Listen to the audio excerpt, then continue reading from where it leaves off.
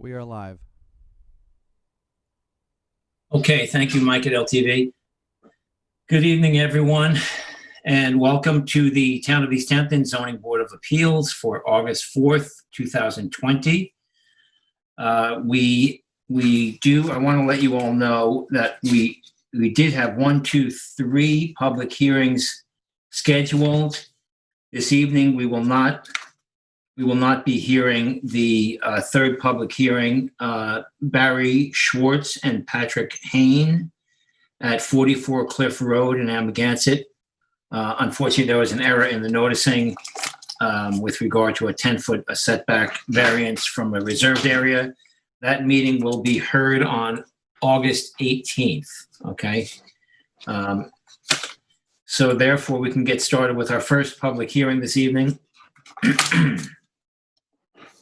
The applicant is 6 Maple Street LLC, and the lot size and location 37,346 square feet at 6 Maple Street in Montauk, tax map number 300-87-2-39.1. The project description: to alter an existing 800 square foot pool patio and to allow an existing 1,000 square foot pool to remain partially within side yard setbacks. The relief sought 2 variances from side yard setback section 255-11-10 and any other relief necessary from the East Hampton Town Code. Variances of 10 feet and 3.5 feet are required to allow the alteration of a pool patio 10 feet from an existing swimming pool, 16.5 feet respectively from the northeastern side yard lot line where 20 feet is required. This is an A residential zoning district. The flood zone is X. The secret class is type 2. And council, do we have a proper affidavit of service and posting? Oh, am I on mute? No, I've got it. Sorry, my mute kept going on and off. The paperwork indicates that we had mailings done on the 23rd day of July and posting on the 24th day of July. So the paperwork appears to be in order. Okay. Thank you, Nancy Lynn. Okay, this is in Board Member Berger's Montauk District. Terry, if you would, with your field report, please. Okay, Eleni has my photos. Sure, I will share my screen. Thank you.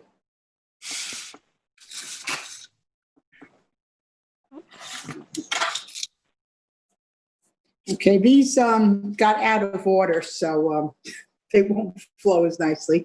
Okay, this is a shot of the pool. I'm standing actually at the southeast corner of the pool, and you can see the house at 10 Maple in the distance there. So this is the pool, and the patio in question is, that area toward the house. Next. And this is a shot. This is the first shot I took of the pool when coming through the gate from 10 Maple, looking north to south. Again, that area where inside the fence, some of the patio is supposed to be removed. Next. And now I'm back down at the southwest, and I'm taking a shot of the expanse of the property and looking from south to north. That house in the background is across Maple Street. Maple Street gets very, very hilly coming off Old Montauk Highway. Next. It's a little more of a shot showing a little bit more to the east, and the house with the flagpole there on the left is the neighbor directly across the street from 6 Maple. Next. And it's the official notice and posting down on Maple Street that was there, properly posted. And next. This is the bottom, this is the Maple Street side of 6 Maple, the application. And there's a gate there, and then it's all grass, as you saw in the pictures before, that lead up to the western end of the pool. You can sort of see the pool fence way up in the distance. It's very hilly, expansive going up. A lot of shrubbery in the area too. Next. And it's just a shot from pretty much, you can see the rock wall that's there that shows on the survey. And this is the shot looking down Maple Street to Old Montauk Highway. Gurney's is immediately across the street from this property. And I think that might be it. Oh, no, okay. This is the house, the front of the house of 10 Maple. The access to get into 6 Maple is through this gate. You could see a wood gate in the distance beyond that car. And the roof line you see on the other part is the part of the house you saw in the picture with the pool. I think that's the last one. Yes? That's the last one. Okay.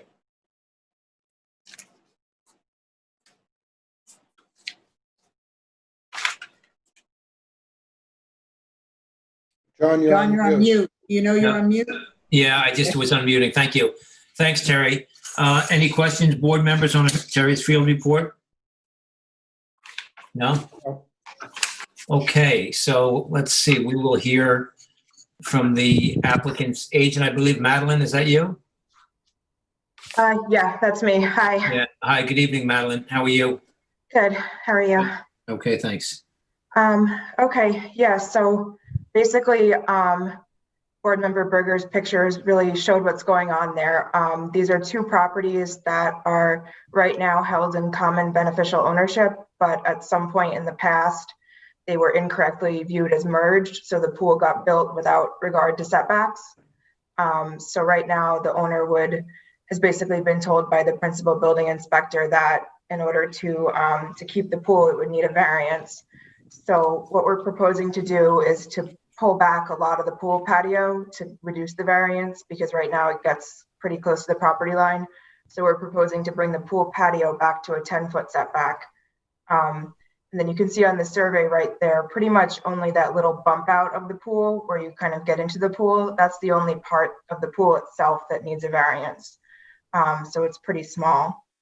And then the pool patio will be pulled back. All the shaded area will be removed, and the fence will be relocated to the property line.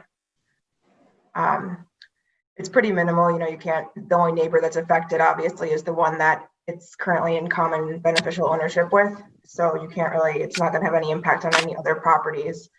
And since it's an accessory structure on a lot by itself, if these lots were ever not in common ownership, then it would need to be removed.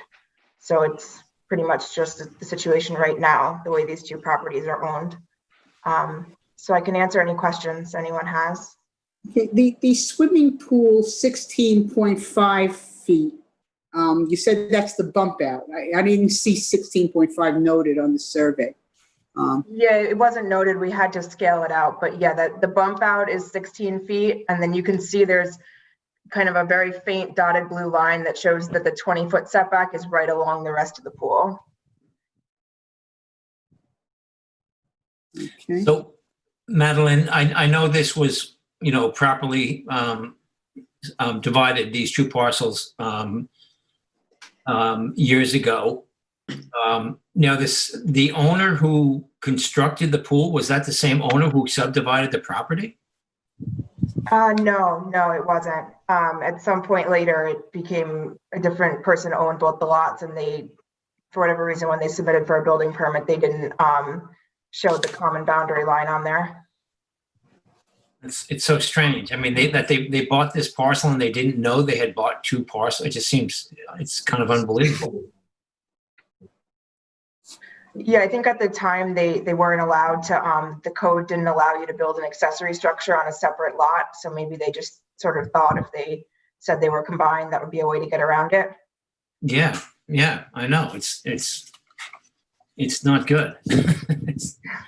You're not supposed to be doing things like that. And especially if they're working with a surveyor or an attorney, I'd be curious to see, since the written record will be left open, Madeline, for this, for the 2 weeks until after the transcript is posted on the website. I'd like you to submit, if you would, to the board so we can see this, the application and the survey that went with the building permit for the pool. Yeah, I mean, I think the building department has all that, but I can get that. So it's not for us. It's not super detailed because it was back in 1997. So I think that things just weren't as scrutinized as carefully as they are now. That may have been. Oh yeah, right there. Oh, is that it right there? Yeah. Yeah. This is the building permit for the pool. The That's for survey the associated pool. with the building permit for the pool. Yeah, that's crazy. Whose survey is that? Do we know? Can anyone read that? Is that Walsh? I Oh, it's think Michael it's William Walsh. Was it Walsh? I mean, that's crazy Yeah. that you're showing a survey when a lot has been, I mean, it's just misrepresenting. It's misrepresenting the application Mhm. completely. Are there two tax maps associated with this, Yes, there are. but not on the building permit or the C of O? There are now. This survey's back from 1997, so I'm not sure how the tax map looked back then. And when were the lots merged, Madeline, again? What date did that happen legally? Well, they've never been legally merged. I mean, not merged, I don't mean that. I mean, when were they legally it was divided, the property? Oh, yeah, it was- The area variance? It was divided in 1979. Yeah. So that's So great. shouldn't we be asking also for a variance with a swimming pool without a principal structure? Yes. No, Well, yeah. that's not a variance when the lots are held in common beneficial ownership. It's in town code. If I may, Yes. it is an exception to the code. It's under 255-1120C, which allows for it as long as all the factors are met, and they do meet those factors. I can give that information to the board if you want me to read what those factors are. But it basically allows for the preexistence of a main building. Suppose, it's the, no accessory building or structure construction on a lot or plot unless a main building or principal use already exists thereon. But it does allow for an exception if there's a common ownership. And then the common ownership, where a property owner owns two or more contiguous conforming residential lots in common ownership, at least one of which is improved with a single-family dwelling. An accessory building or structure may be constructed on any vacant contiguous lot, provided that the applicant demonstrates the existence of sufficient buildable area to construct a principal structure on the lot upon which the accessory structure is to be constructed. Should common ownership of the contiguous lots cease, either the accessory building or structure must be removed within 9 months, or the owner of the lot without a principal structure must obtain a building permit for a principal building or structure within 9 months. Great, thank Okay, you. so now, based on that, I did read that, Nancy, and thank you for that.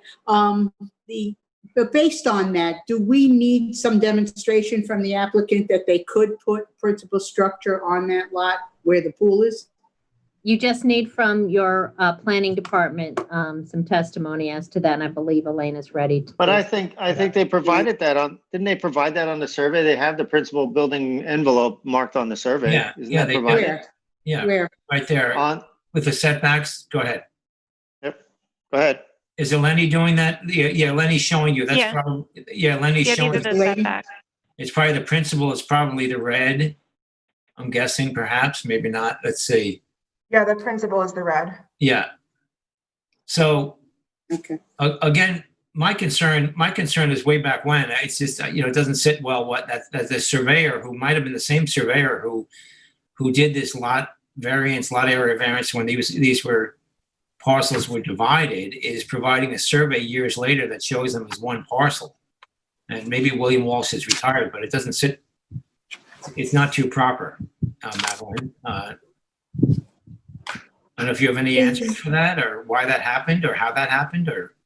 Yeah, I mean, that's a different owner than the current owner, so I can't speak to why that happened. I did submit a copy of the original subdivision map, and that one was done by Wallbridge, so it is a different surveyor. But I don't have any explanation as to how that happened in 1997. Okay. We have a new owner as of 2019. Right, Yeah. Right. yeah. So, is there any mitigation being Well, offered here, Madeline? Any kind of mitigation being offered here as far as Right. Well, we're greening or proposing. something? Because let me just finish for a second. Because in the future, if this person wants to, they can sell the other property with a large house on it, and they can build a house on the vacant property that has the pool. And my question is there any kind of mitigation being proposed or screening or anything with this application? So what we're proposing is, as I mentioned, to cut back a significant portion of the patio to greatly reduce the variance request. We wouldn't want to put up screening right now because they are in common ownership, but we could consider a condition if, you know, the properties were no longer in common ownership to do some kind of screening. Okay, what motivated them to decide to cut the 10 feet off the patio to begin with and go for a variance? Just Did because something come in front of the building inspector? Or? Yeah, when we went before the building inspector, she said that because of how the situation had arisen, in order to keep the pool, we'd need to get a variance. So we thought to make the application, you know, more reasonable, to not ask for a patio that was extending so close to the property line, that we were going to propose to cut back as much of it as you could cut back to safely access the pool, to reduce the magnitude of the variance. Right. But you Was can there always access. something other than this that the owner was looking to do? I mean, how did it happen that the building inspector got there onto the property? Because when you, normally when we go through a purchase process, we check out all the building records and see what the certificate of occupancies look like on each property and everything like that. So we discovered that this strange discrepancy that had occurred. So Yeah, okay, you discovered So that. I'm just curious, why is this survey so detailed and the other, are they also going in next week for a plan for a house or something like that? no, it was just because they're in, it's the same owner. So Saskus already had all the information. So he put it on there to make it clear for you where exactly the house was in relation to the pool and that sort of thing. Now that survey, that latest survey, that's January 7th, 2020. I just want to confirm that. Right, yes. So let me just ask you this. What is the hardship about not accessing the pool? Let's see, is the top of the page the north somewhat on this survey? I can't see the whole survey, but. So what is it? Yeah, it is the north. Okay, good. So what's your answer to what's the hardship about not accessing the pool from either the north, south, or the west? Sorry, I don't understand. You mean in terms of? You're saying you need to keep the 10 foot of non-conforming patio to access the pool. I'm saying, why can't you access it on the southern, the northern, and the western side? Right. Well, actually, we're not actually asking to keep 10 feet of patio. I may have misspoken. We're proposing to remove 10 feet of patio. Yeah, well, it looks like you're keeping about, well, it's 20 feet. It's about 20 feet right now, and you're removing 10. So I'm guessing it's close to 10 feet. Right. So if you look, the pool setback line basically runs right along the pool there. So there wouldn't even be enough room to have a foot of coping without asking for a variance. So it's a lot easier to just pick up, you know, a significant portion of the patio. If we were to pull it back that far, the pool would have to be rebuilt. We couldn't even have any coping there. It wouldn't be workable to do it that way, to have no coping around the pool. Well, I didn't mean that. I meant you go for a certain variance, but this is about a 50% variance. But anyway, so there's no hardship there as far as accessing the pool on the other directions, I imagine. No. Well, I mean, I guess the pool would have to be reconfigured as well, because the bump out of the pool is. No, I'm saying that would be part of a smaller variance. That's what I'm getting at. Okay. You could have applied for keeping 2 feet to keep the coping and anyway, you know, and that bump out of the pool. But that's right. I mean, there's any number of things. It doesn't matter because that's not before us right now. But right, we were just trying to find a good hardship. Compromise, and that this is what we came up with, in a compromise to keep some things and remove some things. But obviously, there's many different options. Mm-hmm. Madeline, this might be a question that the board might have to answer, but what I want to know your thoughts on what happens if the property is transferred out of common ownership and there is a proposed principal structure. How do we handle that from a perpetuity standpoint? I mean, there wouldn't really be any issue at that point. They could still keep the pool, and they could add a principal structure. That it would just have to happen within 9 months of transferring the property. They would have to add a house. Right, but we would then have a pool that's non-conforming when that's not the intent. So I'm just wondering how we should be handling that, you know, in the future. Well, I think, Yeah, Roy, right now it is legal. Right now it is legal. And once they sell it, it's legal for 9 months. And they probably have to get a building permit. I imagine they don't have to build a house, but. Right, I mean, sense, obviously right? this might be something to discuss with your council, but I mean, we would be willing to have a condition that the variance is only valid as long as they're in common ownership. We would be fine with that. I don't think we can actually do something, we can do a CNR that, you know, that if the common ownership were to change, then you can have some conditions on it. So it would have to be a CNR that, you know, it will remain in common ownership. And if it doesn't, if at any time it's not common ownership, then certain consequences or certain agreements as to what would happen next could be included. Some of that could be screening. Some could be that, you know, the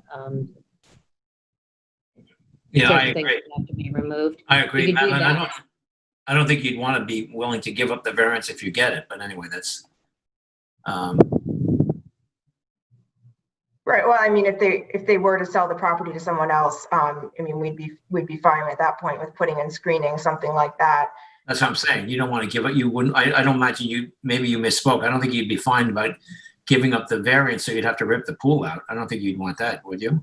Well, I mean, if that was, you know, the only condition the board was willing to entertain it, I mean, we'll take what we can get. But, you know, at this point, since they're staying in common ownership, they really just want the pool for use in common ownership now. Well, and from what council read, if they sold it, whoever they sold it to would have to come in to build a house or remove the pool within 9 months, right? Yes. Right. Yes, but they already have the variance approved. Yes. Right. So it's there. So would the applicant be willing to condition the removal of the pool upon the sale so that it's no longer in common ownership? Yes, we would. I think that's a winner. And I do too. Wait, what are they agreeing to? What are you agreeing to, Madeline? He's agreeing That to tear the that pool if out they sell sold it. the lot, they would remove the pool? Right, since we would have to either remove it or build a house in 9 months anyway, at that point, we would agree that we would remove this pool if it's no longer in common ownership without, you know, having to build a house, anything like that. Okay. That's a win-win. That gets them the use of the pool today and addresses the board's concerns for the future, I think. Right. Or that owner may come back for a variance as well, or may have the right to come back for a variance. I don't know. Council, how that would work out. They could, and then you'd have the option to tell them no at that point, review the whole thing. So Right. It would be a different ownership, so it would be a new application. Right. Okay. It would have to be, if one of the factors in granting the variance was the fact that it was in common ownership, and should that end, that condition end, then that would make it distinctively different should the next owner come in and ask basically to get the same thing that the previous owner had. The change in condition would be clear that it was that the shared ownership was the significant factor, was a significant factor. Mhm. Right. Okay. Okay. You want to hear from Eleni? Yeah, let's do. If you please, Eleni. Sure, Eleni Nicolopoulos from the Planning Department. I actually don't have too much to add.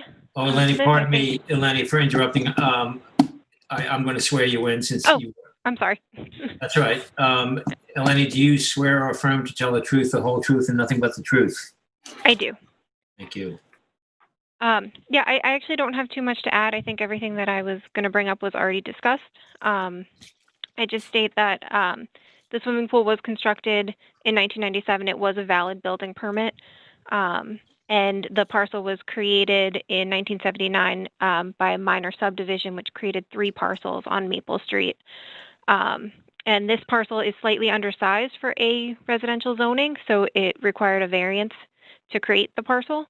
But that 1979 zoning board determination granted the variance, allowing the parcel to remain separate from 10 Maple Street, the adjacent parcel. And yeah, pretty much the planning department doesn't have a strong opinion on this application. And if you have any questions. Okay, thank you. And Lenny? Chair, I believe we have a caller. Oh, okay. Any questions first, board members, for Lenny on this?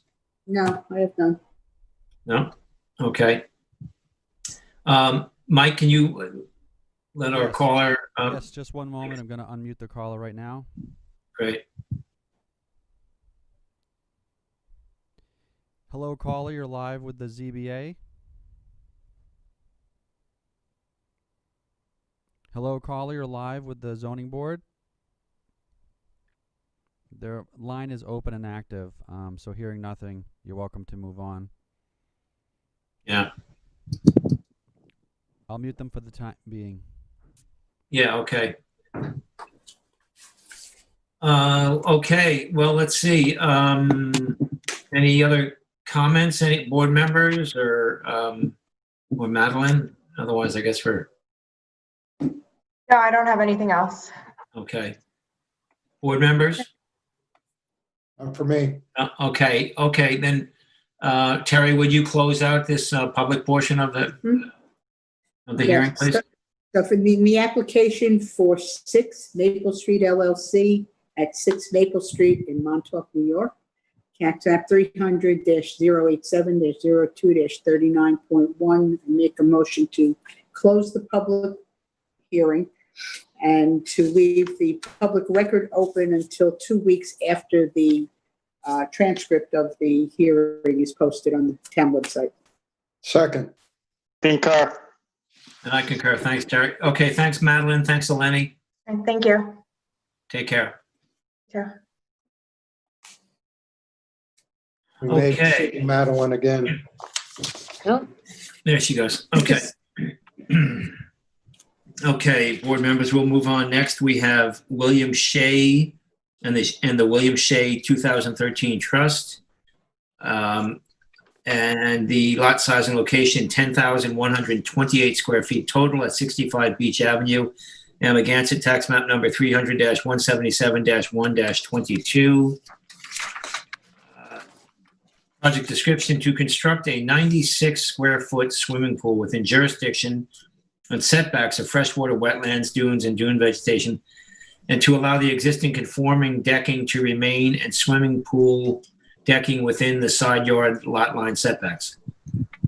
The relief sought, a natural resources special permit pursuant to 255-4-20 of the East Hampton Town Code, and 3 variances are required for this application. 1 variance of 18 feet is required from section 255-4-30 of the Town Code to construct the swimming pool 82 feet from the freshwater wetlands where a 100-foot setback is required.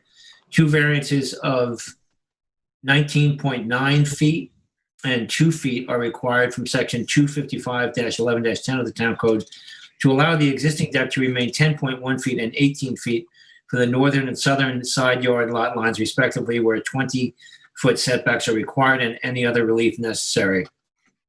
This is in a B residence zone. The flood zone is a E10 and X flood zone, and the secret class is type 2.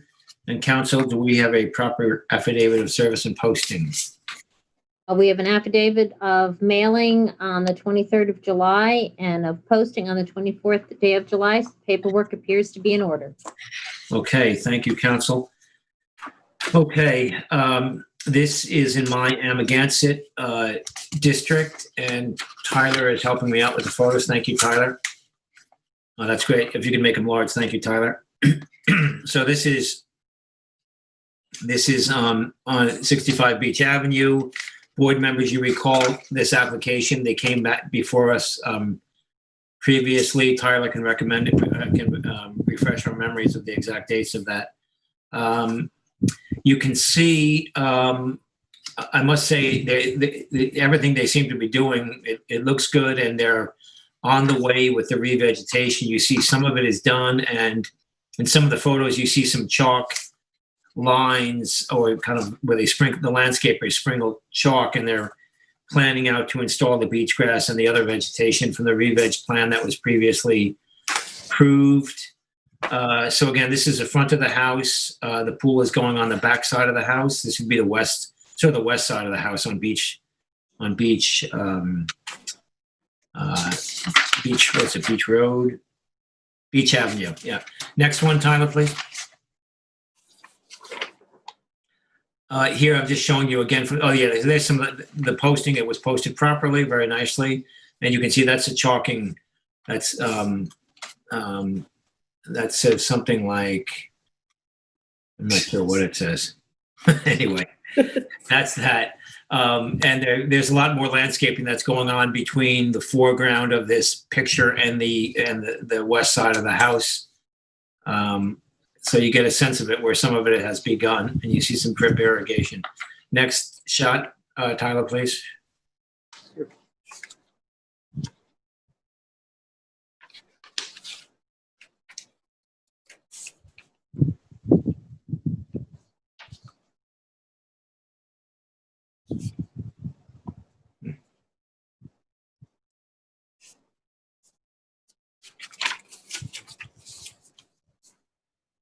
Oh, I'm sorry, that is an extra. I beg your pardon. All right, so this is a very similar shot. Again, you just see some of the landscaping. Again, this is the west side of the house. Next shot, Tyler. Next photo, please. And now I've come around. Oh, it's strange. Oh, I'm sorry. This is right up by the front door. Yes. Again, just another of the west side of the house. Now I'm looking on. This would be where I park my car in the driveway straight ahead. So this would be kind of the north side of the house there. And again, you can see some marks where there's going to be some landscaping. Next photo, please. Now this is looking along the south side yard. And I believe that's a path that you're seeing planned out for the future. Now I've come around to the back. This will be looking at the southeast corner kind of the house and the outdoor shower, and that's the subject deck on the lower right-hand side where the pool will get kind of carved into by a couple of feet. Again, you see some of the landscaping plans on the site anyway. Next, please. Now I've walked around to the kind of the north and the west, north and the east corner, looking south and east. That's the deck. And you see they've got the fencing up, which was good to see. And the proposed pool, the 8x12 pool, will get kind of carved in to that deck area there. Next photo, please. Just showing some of that beautiful land, and that's with this is portion of the 50-foot in the area where the 50-foot easement will take place, and Tyler will show us that survey. I just wanted to show you it's spectacular land back there, and there seem to be very good stewards. There's no disruption or any storage or anything going on back there. Next photo, please, Tyler. It might be only one more. Just panning to the west, looking north, you see a bit of the neighbor's roof on the upper left and some of the landscaping that's getting ready to be installed in the fencing. And I believe that's my last photo, Tyler. Great. Oh, that's good. Yeah, we can leave that. Great. Okay, board members, any questions on my field report? Okay, I'll take that as negative.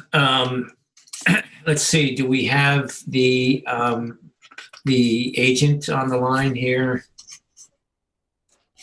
Yes. We sure do. Yeah. Is that Madeline again? Madeline, right? No, it's not Madeline. John. Hey, hi. John Tarbett. Oh, it's John. Okay, good. Good evening, John. Good evening, members of the board and Chairman. John Tarver for the applicant. So thank you for noticing. This is a longtime client of mine who cares deeply for the area and has actually hired a local landscaping company to try to do a first-rate revegetation of the property. Because as you notice when you go there, it's absolutely beautiful in the backyard. And that's the whole intent, was to keep that look. The proposed pool is barely that. It's 96 square feet. It's only 4.5 feet deep. It's simply to try to give the owner an option on days like today where the ocean is not swimmable. So you on a nice day with a warm ocean, you would walk down to the ocean, but on days like today, you would have something to cool off in, and barely that at 96 square feet and 4.5 feet deep. We did come before the board previously for a larger pool slightly further back on the property, which you denied. At that time, you expressed, as Tyler goes into in his TAM, you expressed concerns for the dual land vegetation and for the character of the neighborhood. This current proposal, by shrinking the pool and putting it up against the deck in an area that was allowed to be disturbed during construction inside the project limited fencing, we hope we took account of your concerns for the dune land beach vegetation in the rear of the yard. One of the things that TAM suggested, which we fully agreed to, is a scenic easement over the back of the property, which is approximately 3,000 square feet.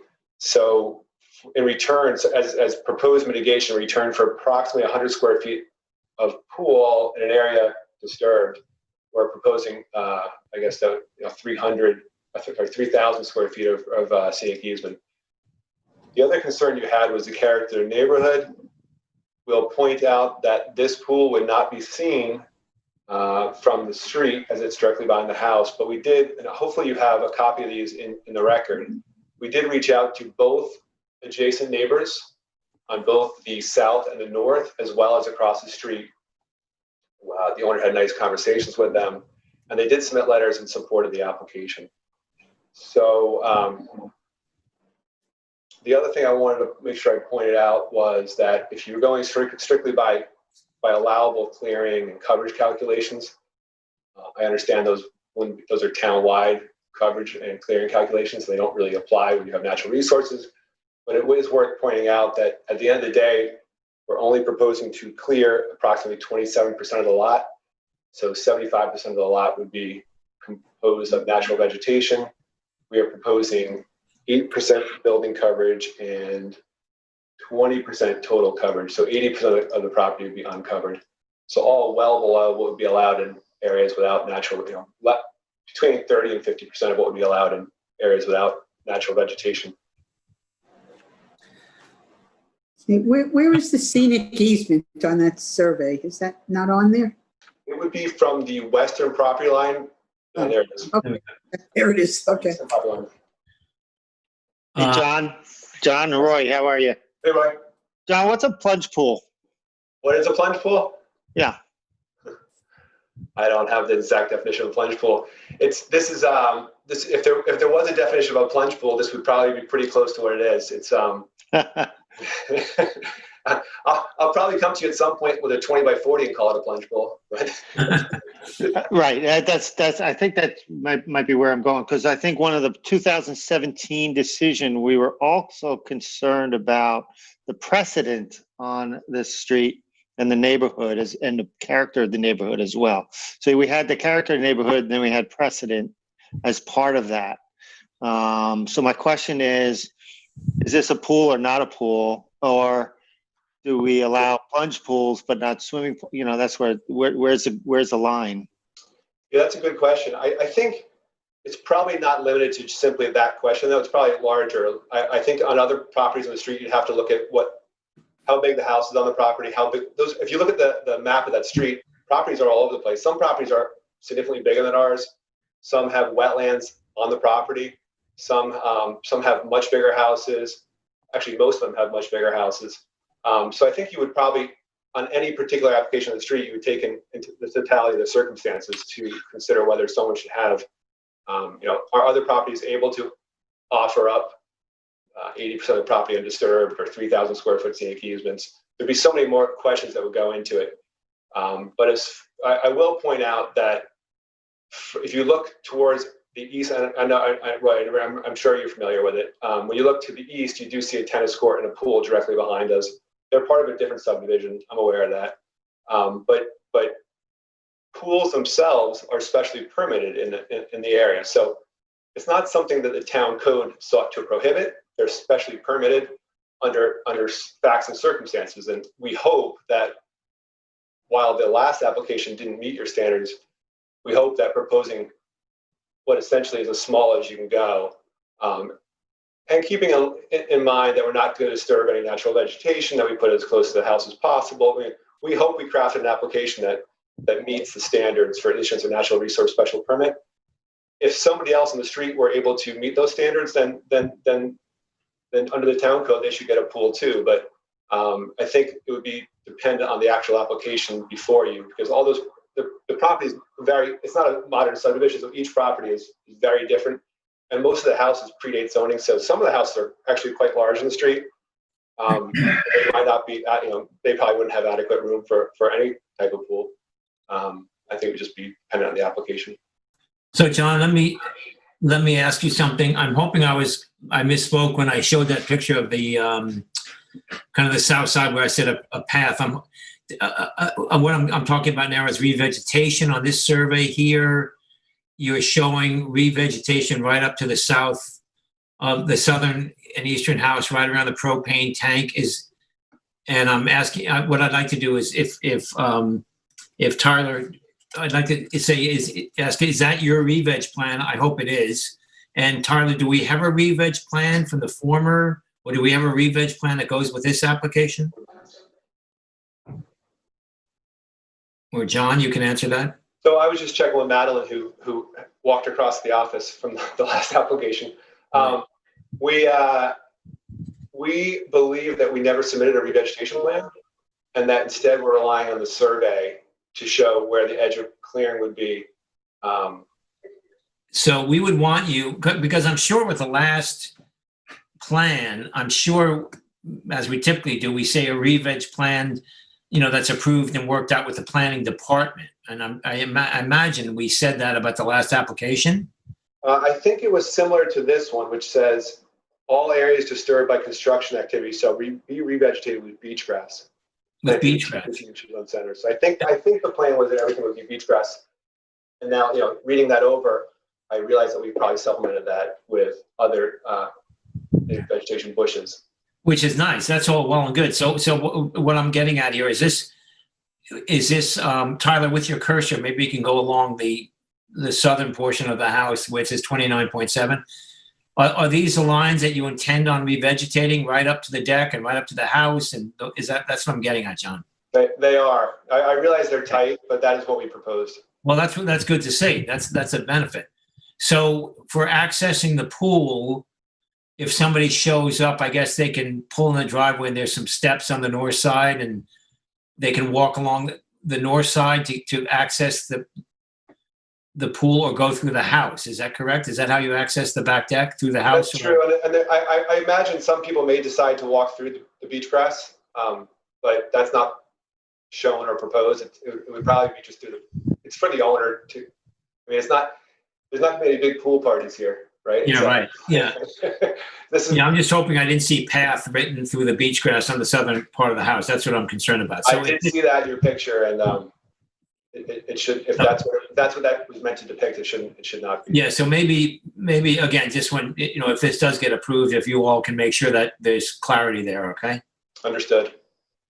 They do seem like I did meet with the owner, and they seem like they're trying to do the right thing, and it's nice that they're adding all this other vegetation besides the beach grass. I hope it's native, but it looked it to me. But you may be familiar with how this works in these little tiny pre-subdivision type streets, but the neighbors get to know each other real well. Yeah, you can tell. Yeah, they sort of self-regulate and know each other all very well. So, as evidenced by the fact that all the surrounding neighbors wrote letters of support, if somebody were to propose something not in keeping with the character of the neighborhood, you would probably have a line full of calls right now, and as well as local attorneys opposing it. They do seem like that. I drove down very slowly at 10 miles an hour. They all seem like they do know each other because they're all out on the street talking, which is great. Okay, any questions, other board members, before we hear from Tyler? If you can you were talking about the squiggly line, right, as the re-veg line? Yeah. Okay, but just above that in the middle, to the right of where it says dwelling for the next door property, it says area be revegetated after construction. That goes up to the project limited fencing. So it's beyond the squiggly, but that's still going to be revegetated also, right? I think so. Yeah. I mean, it says it. Yeah, okay. So I have a question from an administrative standpoint on the variances that are being requested. So under our notice, the relief requested is 2 variances of 19.9 and 2 feet are required from section 255-1110 to allow the existing decking to remain 10.1 and 18 feet from northern and southern side yard lot lines where 20-foot setbacks are required. So help me, because the math doesn't work that. Yeah, I can see how that would be very confusing. As soon as I give the explanation, you'll shake your head, and which is what I did when I realized it. If you were to approve the pool, because it's attached to the deck becomes necessary for the deck to meet double accessory setbacks as part of the pool decking. Right. So while the deck itself is legal, if you were to approve the pool, it becomes illegal based on the fact that it's supposed to then meet double setbacks. Right. Okay. Yeah. All right. So you probably should, the survey probably should have had that 18 point something foot dimension from the Yeah, deck not to on the there. property line, but nonetheless. Correct, John Tarbett? They do show the setback of 10.1 to the north to the corner of the deck. I believe that says that if you zoom in. They do. Yeah, they don't show the other one, but Can you show that? yeah. Tyler, can you show the 10.1 there? Yeah, there you go, right there, exactly. So they're not calling out the 18.1 or whatever it is, but that's where it would be over there, right? Okay, any other questions, board members, before we hear from Tyler? No? Okay, Tyler, if you please.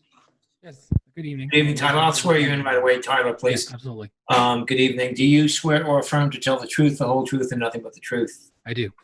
Excellent. Good evening. So as was already mentioned, this property was before the board in 2018 for a swimming pool, but that swimming pool was located up here, essentially, in the highest dune land, highest quality dune land area on the property. So the planning department had recommended that the board examine and discuss if they were comfortable with that level of disturbance, or if a smaller swimming pool would be more appropriate for the constraints of the property. In their decision, the board found that the variances would cause an undesirable change in the character of the neighborhood and noted that there were no other swimming pools on Beach Avenue. The board also found that a smaller pool requiring less clearing would be more appropriate alternative than what they were proposing at that time. Overall, the board appeared to have been concerned with the character of the neighborhood and the protection of the remaining dune land and dune vegetation on the property in that denial. They also came back in 2019 for some changes to the residence, which were approved. That was fairly minor overall as far as wetland concerns and dune vegetation was concerned. The current application is for a smaller 8-foot by 12-foot pool attached to the rear decking, which is also centered on the property. The pool still requires an 82-foot variance from the wetlands to the north and is proposing to clear approximately 234 square feet for the final project, with what appears to be approximately 720 square feet of clearing for construction. And that's what that area to be revegetated to the north and east is. That's essentially the area for construction. The construction access is proposed along the north side of the residence. And there's also a conforming pool equipment and a drywall proposed with the project. The vegetation at the rear of the decking is fairly sparse, with some pine trees making up the majority of the vegetation which would be disturbed. Currently, the house renovations which were approved in 2019 are happening. So some of that area is already disturbed that will need to be disturbed for the construction of the swimming pool. With mitigation, it appears that the proposed project is more in keeping with what the board had discussed in their 2018 determination. A smaller pool located closer to the residence with a reduced overall footprint in order to reduce disturbance to the high quality dune land at the rear of the parcel. It also appears that the applicant agrees to the scenic easement, which the planning department had recommended in order to protect the dune vegetation at the rear of the property. This should help preserve that area at the rear in perpetuity and prevent disturbance to the high quality dune land that remains on the parcel. And if you have any questions, I'd be happy to answer them. Yeah, Tyler, in your conditions, recommended conditions, number 6, you say establishment of turf lawn, sod, or ornamental vegetation should be prohibited. You mean shall be, right? Well, it's a recommendation, so it should be. When it's in the determination, it shall be. Okay, If that all right, makes sense. thank you. We're Okay. recommending that it should be.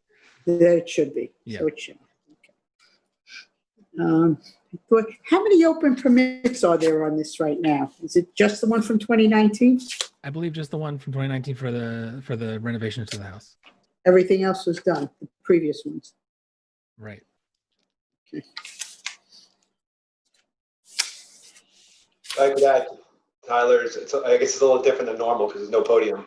But if I could add, the 2019 variance granted by the board for the house actually resulted in the house becoming slightly smaller. So I just didn't want the board to get the impression that we had some big ask for the house. It was a renovation of the house, but as a result, the house became slightly smaller in 2019. Okay, any other questions, board members, for Tyler? No. Yeah, we may have that caller on the line for this, this application. Oh, do we, Mike? We do still have that caller from before that was not there. They haven't hung up, so if you'd like, I'll unmute and see if it pertains to this. Okay. Hello, caller, you're live with the ZBA of East Hampton. Hello, caller, are you there? Okay. Hearing nothing, we can move on, I guess. Yeah. Okay. Okay. Thank you, all board members. If you don't have any more questions, Jonathan, John Torbett, any comment or anything before we wrap up here? I wasn't going to say anything, but since you gave me the opportunity, one quick one. I know the board is aware of it, but I just wanted to point out that even though we're asking for a wetland variance, the wetland is on the other side of the house to the north. So to the extent that it's still a relatively small variance, but I just want to make sure that to do my job correctly, I want to make sure I pointed out that there is a house between us and the wetland. Thank you. Yeah. Yeah. Okay. Thank you. Okay. So I will therefore make a motion,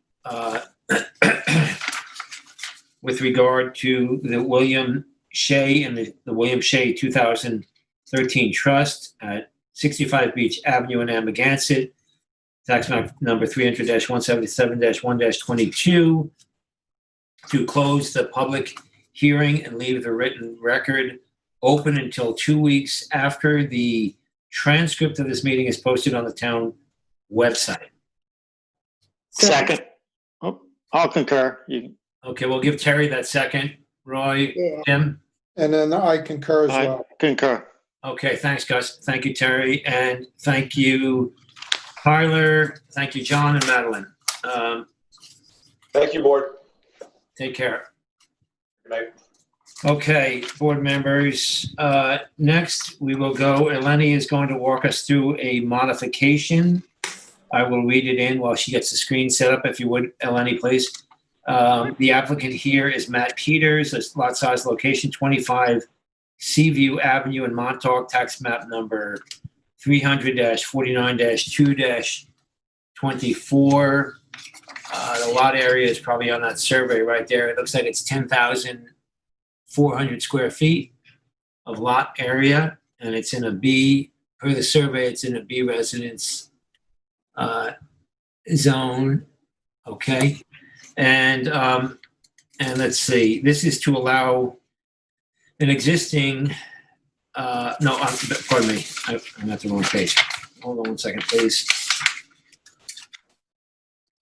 Okay, the original determination here for Matt Peters was March 12th, 2020. And Eleni, if you could take it over from there, please. Sure. So this application came in front of the board in, I believe it was February, and the determination was filed in March 12th of 2020. So it's pretty recently.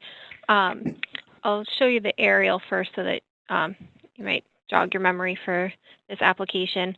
They had proposed additions to the residence to kind of square it off, a small addition in the back here, and a swimming pool and an upgraded sanitary system. And the sanitary system was proposed in this area, which met better setbacks than the current system that's in the ground right now. So they went to the Suffolk County Department of Health, and they had some issues with them. So they came back with a new proposed location for the sanitary, which is over here, over the area of the existing driveway, which is actually a better location than what the board approved previously. So previously, this is the approved survey. Previously, the sanitary system is over here, and it was about 74 feet from the wetlands. The new proposal has it more than 100 feet from both wetlands, both the wetland on this side, and then there's a wetland up here. So the planning department doesn't take any issue with the proposed modification, and it's up to the board. If you have any questions.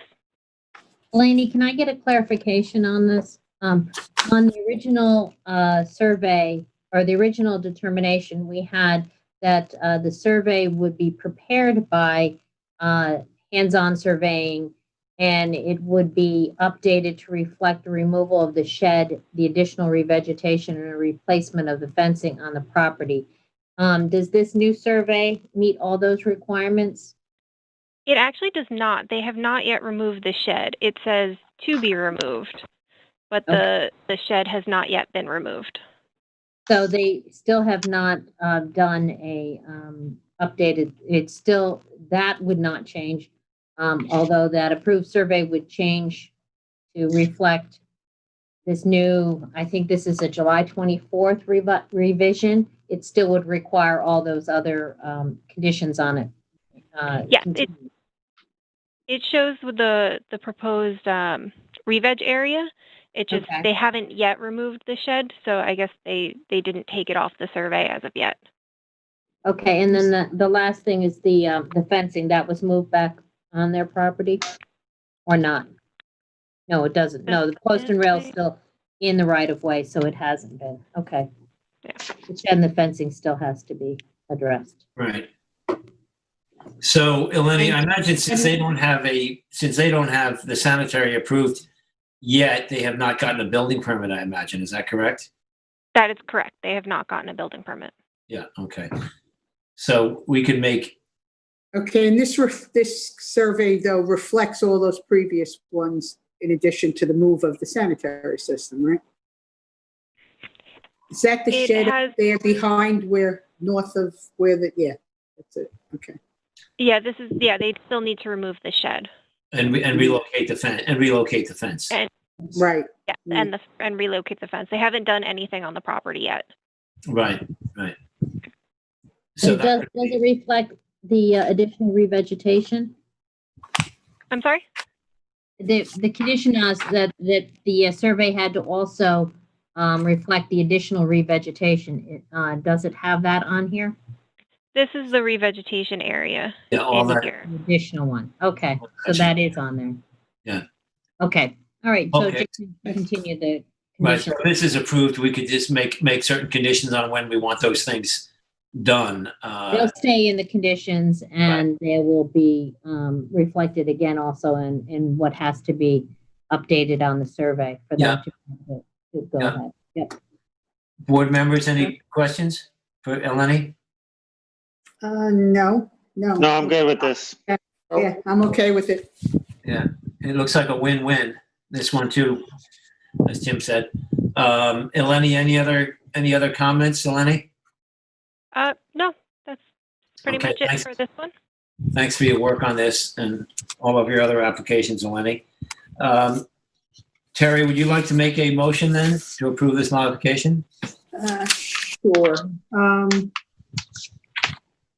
Matt Peters, okay.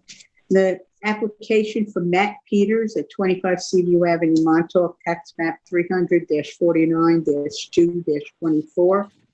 I make a motion to approve the modification as requested. Well, we're going to have a determination for you to, a written determination, modification. Oh, okay. Yeah. Okay, so I approve the, so I don't have to make a motion? Is that You what don't you need said? to make a motion. Oh, okay. I'll start up then. Okay. Yeah, my mistake. You just want to reflect the survey, That we updated get the survey. updated survey and conditions. Yeah. Yep. Okay. Okay, my mistake. Okay, thanks, Nancy Lynn. Yep. Okay, so that wraps that up. Thanks again, Eleni, for that. Okay, now we'll move on, board members. Down the agenda, we have two extensions of time. I'm going to recuse myself from the first extension and ask Roy, Vice Chair Delina, Roy, if you'll take over the meeting for a little bit, please. Sure, Mr. Chairman, be happy to.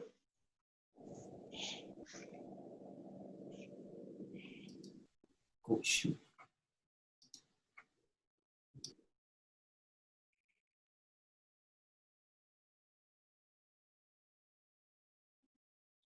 You ready, John? He's on mute. Okay, fine. So therefore, board members, I'll read in Consulate extension of time. The applicant is Dwayne Consulate, size location 2 Timber Lane, East Hampton, Suffolk tax map number 300-91-1-16.23.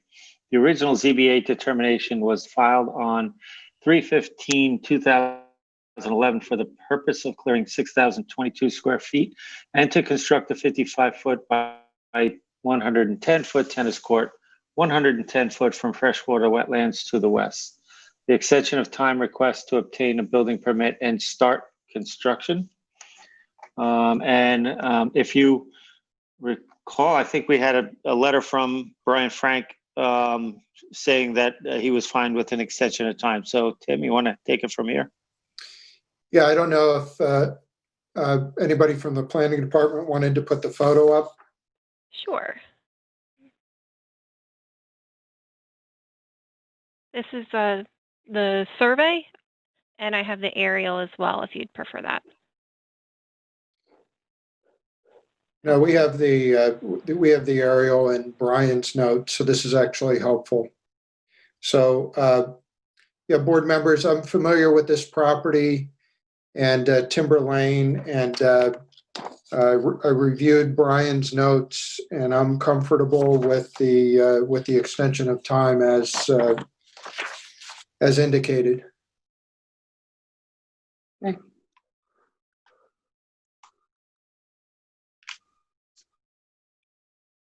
So, process here, do we need a motion on this? Well, Brittany, did you prepare the extension of time for them to adopt tonight? I have not. I thought the procedure was to wait until you guys voted on it, and then I would write it up That's to. not the procedure on extension of times. Those were always prepared ahead of time by Denise and ready at the meeting. But we Apologize. can put those on for review at the next meeting. I will do that first thing tomorrow as well. Okay, then I'll turn this back to our chairman. Yes, you will. Yes, you can. Okay. Can you all hear me? Okay, thank you, Roy. Okay, we'll move on now. Next, we have another extension that Eleni's going to walk us through as well, and I will read this in. This is Adelaide de Manil is the applicant. The lot size and location is 43 Mile Hill Road, East Hampton, tax map number 300-72-1-2. The original ZBA determination was filed November 13th, 2012, granting a natural resources special permit and one variance of 47 feet to allow the construction of a sanitary system 153 feet from a wetland where 200 feet is required in the Harbor Protection Overlay District, HPOD by Town Code. This is a request for an extension of time to obtain a building permit. And again, Eleni, maybe you can walk us through this. And this is in Board Member Brenneman's East Hampton District. If you would, Eleni, thank you. Sure. So they're requesting an extension of time to obtain a building permit. They have not done any construction on this property as of yet. The only thing that I would mention is that this determination was issued in 2012, so the sanitary system that was approved is a conventional system. So before they move forward with getting a building permit, they will need to request a modification to upgrade that to an IA system. Other than that, they're just requesting to extend their permit. Okay, thank you. You may have said this, or maybe it was in the pre-meeting. You said that the CNRs were filed with the county, or what was filed with the county, Eleni? Yeah, it appears that the scenic easement and the CNRs were filed. Mm-hmm. Great. Okay. And Tim, why don't you take it over from here, Tim, if you would, please? Sure. So, board members, we've had this property in front of us in the past. You may recall this body of water. The wetlands are man-made. And hats off to Eleni, who provided a great deal of detail to us, including the 2012 determination. So I've reviewed the determination, which I thought was well done, and her notes, and I'm certainly comfortable with this. I don't know if this falls in the same category as the last conversation we had, where, because we're dealing again with an extension of time, if we don't have it, do we hold off on approval until we have it in front of us? That's correct, because you don't have anything to adopt. Yeah, so we can adopt it. I think at the end, Denise stopped preparing them in case we made any changes. She normally would have had them at the meetings, and then so we can always go back to having them. Yeah, we could always go back to having them ready because we rarely make changes. You agree, Nancy Lynn? Yeah, and one of the things is if you adopt them, the board also can. I mean, we were in the midst of discussing changes in procedure, but it may be one, especially if we have to continue virtually, whether or not you want to change your procedure, whereas you adopt it as a resolution rather than adopting it by signing it. Yeah, that would eliminate the physical signing portion of it. That eliminates the physical signing portion of it. You adopt it the same way you adopt your determinations, and then you vote on them, and the record is of the voting on it, and then they have to be filed within 5 days of that, rather than the 5 days of having them signed. Yeah, I'm fine with that. Who voted on it if it's not signed? Well, we would vote on it, I guess, right? It should list everyone who votes on it. Oh, the Concurrence on it should be listed on there. Yeah. So that could be, that procedure could be continued or could be adopted by the board as well to facilitate extensions of time in that manner. That was the only thing we got to sign, but that's just a different. I hate to take that away from you. I know, it was so much fun. I'm fine with this. Board members, are you all okay with thinking about that procedurally? I am. I just think that we need to be able to review the document before we vote on it, because every now and again we stumble on to something when we actually read the document. So, right. So I agree. Yeah, perhaps if you do it in the same procedure that we do with determinations, you make this decision at this meeting and then have it prepared and circulated prior to the next meeting for you to actually look at the written document. Yeah. And then at the next meeting can be on for an adoption of that extension. Yeah. That sounds great. Board members, you agree with that procedure? Yes. You good? Terry? Yes. Good. Okay, thanks, Nancy Lynn, and thanks, Brittany. Okay. And thank you, Eleni, again for your work on that application. Lenny's working hard tonight. She's got one more possible administrative application. I will read this in, Eleni, if you want to get prepared. This is Wood and Miras. The applicants are Colin Wood and Catherine Miras. Lot size and location, 84,000 square feet at 761 Route 114, East Hampton. Tax map number 300-133-2-2.2. Description: to allow an existing 184 square foot of decking and clearing to remain within 150 feet of freshwater wetlands. And Eleni, if you would, sure. May walk us through this. Thank you. Yeah. So it's an existing deck. It's just this portion of the deck that they're requesting for the Natural Resources Special Permit. It's about 136.3 feet to the wetland. So they are requesting the natural resources special permit to legalize this existing decking and the associated clearing within natural resources special permit jurisdiction.